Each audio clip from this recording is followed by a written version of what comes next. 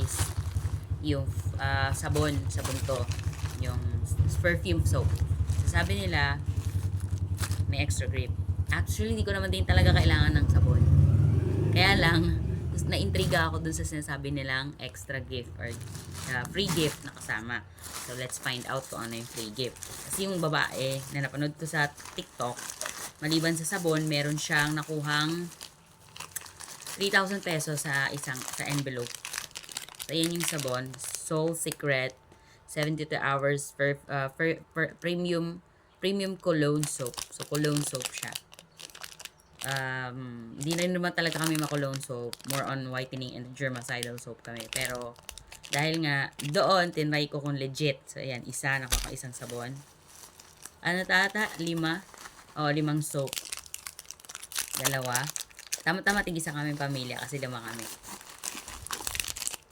3. 4,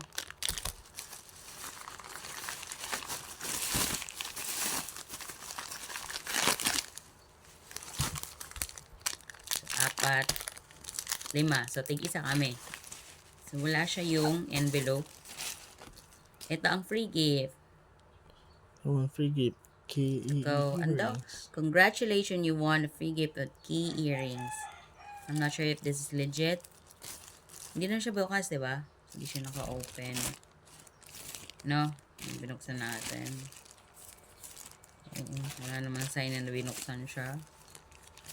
Let's see. Oo, wala naman. Okay, so yan yung gift. So, 5 sabon. Tig-isa kami lahat. And this is the gift. Alright.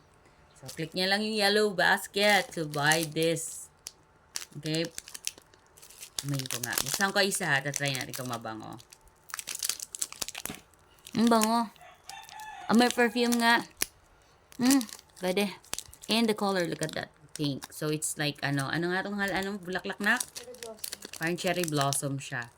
So, Seoul. Obviously, Seoul is in Korea. Diba? Annyeonghaseyo. Click the yellow basket, guys, to get the free gift as well. This is just only for 177 kasama ng shipping fee. May 5 soaps ka na.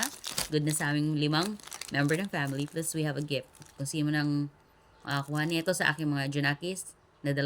And then, good luck. Thank you so much. So, secret. So, sa free gift, click the yellow basket, guys. Baka mas maganda makuha nyo kaysa sa akin. That's it.